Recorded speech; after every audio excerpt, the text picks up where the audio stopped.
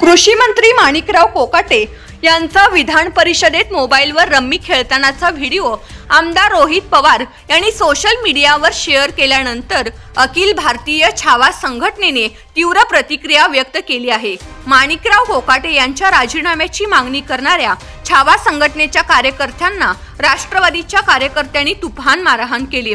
युवक राष्ट्रवादीचे अध्यक्ष सूरज चव्हाण यांनी त्यांच्या कार्यकर्त्यांसह छावा संघटनेचे प्रतिनिधी विजय घाडगे यांना बेदम मारहाण झाली।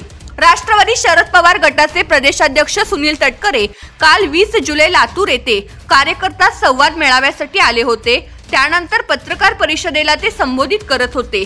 पत्रकार परिषद संपल्यानंतर अखिल भारतीय छावा संघटनेचे काही पदाधिकारी त्या ठिकाणी आले।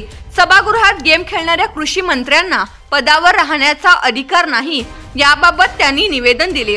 त्याचवेळी छावा संघटनेच्या पदाधिकाऱ्यांनी सुनील तटकरेंच्या समोर पत्ते टाकले। यानंतर राष्ट्रवादी व छावा संघटनेचे कार्यकर्ते भिडले। त्यामध्ये राष्ट्रवादीचे युवक प्रदेशाध्यक्ष सूरज चव्हाण यांनी छावा संघटनेच्या कार्यकर्त्याला जोरदार मारलं। सूरज चव्हाण यांनी विजय घाडगे यांच्यासह हाताच्या कोपराने बुक्क्यांनी छावा संघटनेच्या कार्यकर्त्याला मारहाण केली। कोणताही व्यक्तिगत द्वेष नव्हता, कोणतीही वैयक्तिक मागणी नव्हती। राज्याचा निष्क्रिय कृषी मंत्री बदला हे म्हणणं जर चुकीचं असेल तर अतिशय वाईट घटना आहे। मला बच्चूंकडून राजू शेट्टी, मनोज जरांगे पाटील, रविकांत तुपकर यांनी फोन केला। राज्यातील शेतकऱ्यांच्या पोरातला हा संताप आहे।